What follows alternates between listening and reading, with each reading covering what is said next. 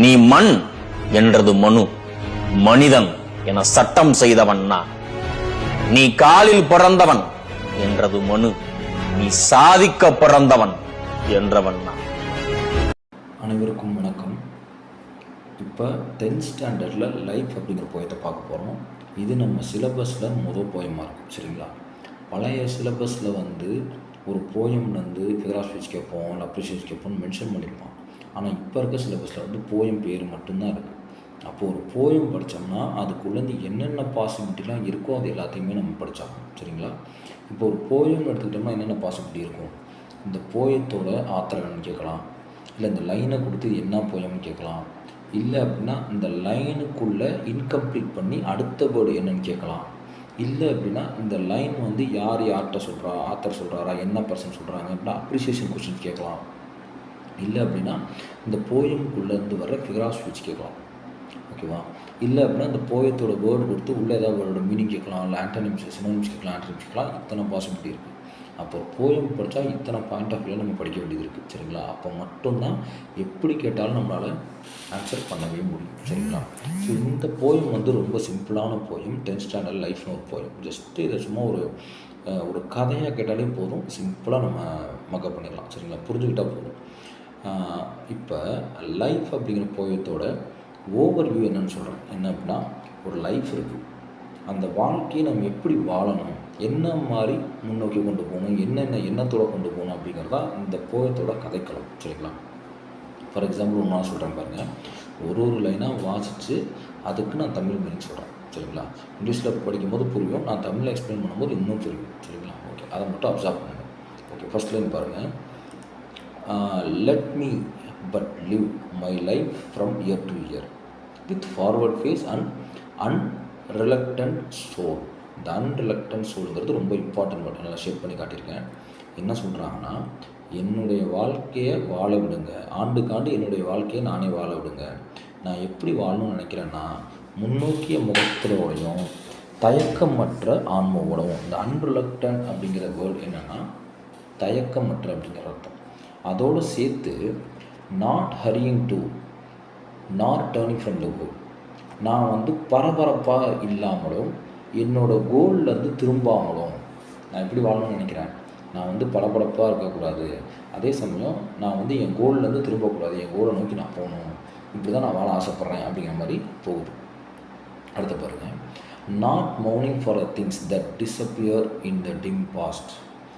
Not மௌனிங் for things that disappear. ஓகேவா? இது என்ன சொல்கிறாங்கன்னா, நான் கடந்த காலத்தில் இழந்ததை நினச்சி புலம்பக்கூடாது, முணுமுணுக்கக்கூடாது. இந்த மௌனிங்கிற வேர்டு என்ன அப்படின்னா முணுமுணுக்கிறன்னு அர்த்தம், சரிங்களா? ஸோ நான் கடந்த காலத்தை நினச்சி முணுமுணுக்கக்கூடாது, ஓகேங்களா? இந்த டிம் பாஸ்ட் அப்படிங்கிறது கடந்த கால தெரிவுன்னு சொல்கிறாங்க. அதை மறைஞ்சு போன விஷயத்தை நோக்கி நான் நினைக்கக்கூடாது, அதை நினைத்து நான் வருத்தப்படக்கூடாது. அதே சமயம் not holding back in fear. Not holding back in fear from what the future veils அப்படிங்கிறதுனா, நான் எதிர்காலத்தில் இருக்கிற செயல்கள் இருக்கு இல்லையா, அதை இழந்துடக்கூடாது. இந்த பயத்தை நான் மனசுக்குள்ளே வச்சுருந்தேன் அப்படின்னா நான் எதிர்காலத்தை இழக்க வாய்ப்பு இருக்குது. அப்போ not holding back in fear from what the future wears அப்படிங்கிறத ரொம்ப தெளிவாக சொல்கிறாங்க. அப்போ என்னது, நான் எதிர்காலத்தில் திரையிடும் செயல்களுக்காக பயந்து பின்னோக்கி சென்று விடாமலும் அப்படின்னு சொல்கிறாங்க. ஸோ வியலுங்கிற இது என்ன அப்படின்னா மறைக்கிறதுன்னு அர்த்தம். வியலுங்கிறது மறைக்கும் அப்படிங்கிறது தான் அர்த்தம், ஓகேவா? எதிர்காலம் திரையிடும், from the what the future வியல்ஸுங்கிறது திரையிடும் மறைக்கும் அப்படின்னு 2 மீனிங் சொல்லலாம் தமிழில், சரிங்களா? Okay. But with a whole and happy heart that pays its toll to youth and age.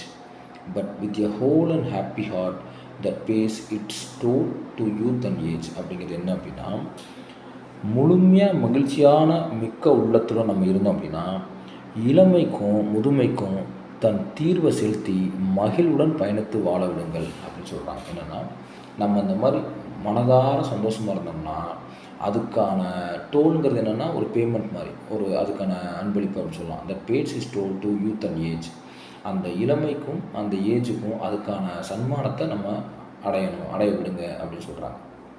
அடுத்து and travels on with shear அப்படின்னா பயணம் பண்ண தான் போகிறோம், ஓகேங்களா? அதை ஒரு என்ஜாய்மெண்ட்டோட மகிழ்ச்சியோட பயணிக்கணும் அப்படிங்கிறாங்க. ஓகேங்களா? Okay.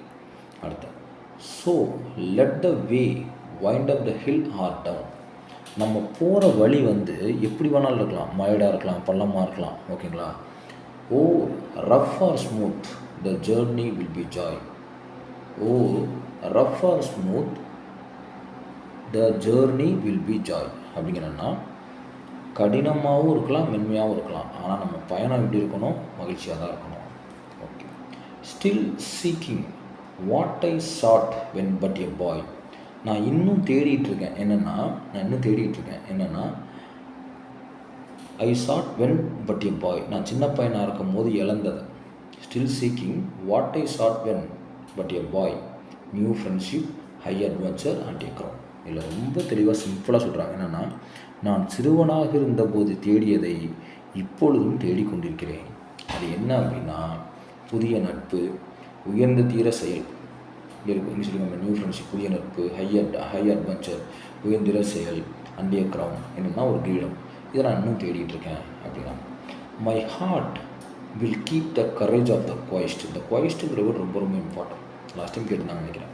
My heart will keep the courage of the quest. என்னன்னா, என் உள்ளம் வந்து தேடுதலின் ஊக்கத்தை தக்க வைக்கிறது. My heart will keep the courage of the quest. என்னோட ஹார்ட் வந்து அந்த தைரியத்தை தக்க வைக்குது. And hope the road's last turn will be the best. நான் நம்புகிறேன். என்ன நம்புகிறேன் அப்படின்னா, கடைசி இப்போ டேர்னிங் கண்ணுக்கு தெரியுது, அந்த டேர்னிங் வந்து பெஸ்ட்டாக இருக்கும், அந்த திருப்பமுனை வந்து பெஸ்ட்டாக இருக்கும்னு நான் நம்புகிறேன். சாலையின் இறுதி திருப்பம் மிகவும் சிறந்ததாக இருக்கும் என்று நம்புகிறேன் அப்படின்னு சொல்லி முடிக்கிறாங்க இந்த போயத்தை. புரியுதுங்களா? ரொம்ப சிம்பிளான போயம். இது ஒரு 2-3 தடவை அப்படியே வாசிச்சிங்கன்னா போதும், பயங்கரமாக அப்சர்வ் ஆகும். அதில் வந்து டவுட்டே கிடையாது. ஏன்னா ரொம்ப சிம்பிளான போயம். ஓகே. ஒரு முக்கியமான வேர்டு இந்த அண்டர்லக்கண்ட்டு, மௌனிங், பியர்ஸு, கோயிஸ்ட்டு, இதெல்லாம் தான் ரொம்ப ஒக்காபுலரி யூஸ் பண்ணுவாங்க. மற்ற வேர்ட்ஸ் எல்லாமே நமக்கே தெரியும், ஊரில் வச்சுருக்கலாம். இப்போ கதையோட கருத்தில் நமக்கு தெரிஞ்சிருக்குன்னு நினைக்கிறேன். நம்ம படிக்கிறவங்களுக்கு இந்த இது ரொம்ப பொருந்தும். நம்ம டிஎன்பிஎஸ்சியில் போயிட்டுருக்க பாதை எவ்வளவு கொடுமையான பாதைங்கிறது படிக்க நமக்கு தெரியும். ஆனால் இந்த போயம் படி நீ கடுமையான பாதையில் போனாலும் சைடில் நீ சந்தோஷமாகவே இருக்க கற்றுக்க. அதான் சொல்கிறாங்க. கஷ்டம்தான், இருட்டாக இருக்கும், வெளிச்சமாக இருக்கும், அப்போயும் நீ சந்தோஷமாக தான் இருக்கணும். மேடு இருக்கும், பள்ளம் இருக்கும், அப்போயும் நீ சந்தோஷமாக தான் இருக்கணும். இந்த சந்தோஷம் வந்து ஒரு மிகப்பெரிய புத்துணர்ச்சியை கொடுக்கும் நமக்கு. அது எந்த டாஸ்க்கு நம்ம செய்யும் போதாக இருந்தாலும் சரி. ஓகேங்களா? படிக்கும் போதும் புத்துணர்ச்சியாக படிங்க, படிக்கும் போதும் சந்தோஷமாகவே இருக்கும். ஓகேங்களா? நமக்கு வருத்தமெல்லாம் தீரட்டும், கவலையெல்லாம் போக்கட்டும், கடனெல்லாம் அழியட்டும், அன்னைக்கு சிரிச்சுக்கலாம்னா நம்ம கடைசி வரைக்கும் சிரிக்கவே மாட்டோம். சரிங்களா?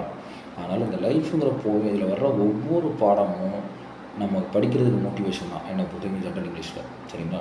ஸோ இந்த போயம் ரொம்ப சிம்பிள் போயம். என் வாழ்க்கையை இந்த மாதிரிலாம் வாழ விடுங்கன்னு அவர் சொல்கிறார். முன்னோக்கி முகத்தோட, தயக்கமற்ற சூழலோட, பழசை நினச்சி வருத்தப்படாமல், பழைய காலத்தில் அந்த பயத்தினால ஃப்யூச்சரை இழக்காமல், அதுக்கப்புறம் பார்த்திங்கன்னா மேடோ பள்ளமோ ரஃபோ ஸ்மூத்தோ நான் சந்தோஷமாக தான் இருப்பேன். இன்னும் சில விஷயங்கள் நான் தேடிட்டு இருக்கேன். என்னென்னா new friendship, high adventure, ground. அதுக்கப்புறம் இன்னும் தைரியத்தோடு பயணிக்கிறேன். எனக்கு வந்து கடைசியாக ரோடோட லாஸ்ட் டர்ன் வில் பி த பெஸ்ட்டாக இருக்கும்னு நம்புகிறேன். என்னோடய திருப்பமுனை பெஸ்ட்டாக இருக்கும்னு நம்புகிறேன் அப்படின்னு சொல்லி முடிக்கிறாங்க இந்த இதில். சரிங்களா? இதுக்கப்புறம் பார்த்தீங்கன்னா அபவுட் த போயட் இருக்குது, க்ளோசரி இருக்குது. அதுக்கப்புறம் பார்த்தீங்கன்னா இந்த வேர்டு சொன்னாட்டில் இதெல்லாம் ரொம்ப ரொம்ப இம்பார்ட்டன்ட். இந்த மாதிரி பாக்ஸு போட்டாங்கனாலே அது வந்து பயங்கர இம்பார்ட்டன்ட் நமக்கு ஜென்ரல் இங்கிலீஷில். அதை மாதிரி தான் உள்ளே இருக்க ஒவ்வொரு வேர்டும் ரொம்ப முக்கியம். அதுக்கப்புறம் அப்ரிஷியேஷன் கொஸ்டின் கொடுத்துருக்காங்க. இது எல்லாமே கண்டிப்பாக படிச்சே ஆகும். இதில் வர்ற ஒரு வேர்டோட அப்ரிஷியேஷன் கொஸ்டினுக்கு நம்ம ஆன்சர் தெரியும். ஆனால் இதில் என்ன ஒரு பெரிய அட்வான்டேஜ்னால், இந்த கதையை வந்து நம்ம தெளிவாக படிச்சிட்டோம்னா கீழே இருக்க ஒன்றுக்கும் நம்ம படிக்கவே தேவையில்ல, எல்லாத்துக்கும் அதுவே ஆன்சர் கிடைக்கும். இந்த கதையில் ஒவ்வொரு அர்த்தம், ஒவ்வொரு லைனு எதை மீன் பண்ணி சொல்கிறாங்க அப்படிங்கிறத தெரிஞ்சினாலே போதும், நம்ம ரொம்ப ரொம்ப ஈஸியாக எல்லா அப்ரிஷியேஷன் கொஸ்டினும் ஆன்சர் பண்ணிடலாம். இது ஹென்ரி வேன் டயக் இதெல்லாம் வந்து ஆத்தர் தான். ஓகே.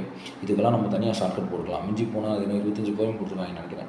25 போயமும் ஒரு 14 ப்ரோஸ் இருக்குது. அதை அப்படியே போட்டு நம்ம பழைய சிலபஸ் படித்தோம்ல, இந்த போயம்னா அந்த ஷார்ட்கட் அப்படின்னு போட்டு ஈஸியாக படிச்சிடலாம். ஆனால் உள்ளே இருக்கிறது எல்லாமே நம்ம தனியாக ஆத்தராக படிக்கணும். அது நம்ம தனியாக படிச்சுக்கணும்.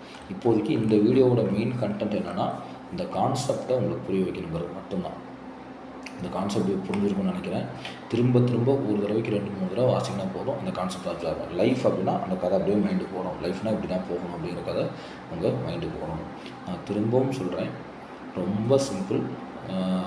ஒரு 25 போயம், 14 கதை, சாப்டர் க்ளோஸ் ஜென்ரல் இங்கிலீஷ். ஓகேங்களா? பட் ஆனால் உள்ளுக்குள்ளே A to Z படித்தோம், அவ்வளோதான். வேறு எதுவுமே கிடையாது ஜென்ரல் இங்கிலீஷில். கண்டிப்பாக அபவ் 90 அடிக்கலாம். ப்ரோஸு போயம் நல்லா படிச்சுட்டு கிராமரில் நல்லா டெப்த்தாக படிச்சோம்னா கண்டிப்பாக அபவ் 95 எடுக்கலாம். அந்த குரூப்பில் கண்டிப்பாக ஸ்கோர் பண்ண முடியும். ஓகேவா? ஓகே இந்த வீடியோ முடிச்சுக்கலாம்னு நினைக்கிறேன். இந்த வீடியோவோட கான்செப்ட் வந்து கதையை சொல்கிறது மட்டும்தான், கதையை புரிய வைக்கிறது மட்டும்தான். அதுக்கப்புறம் அப்ரிஷியேஷன் கொஷின்ஸு, நாத்தரை பற்றி, சிம்டம்ஸ் எல்லாம் தனியாகவே ஒரு வீடியோவாக பார்ப்போம். குழப்பிக்கலாம். ஃபஸ்ட்டு இந்த கதையை மட்டும் அண்டர்ஸ்டாண்ட் பண்ணுவோம். ஓகேங்களா? Okay thank you so much.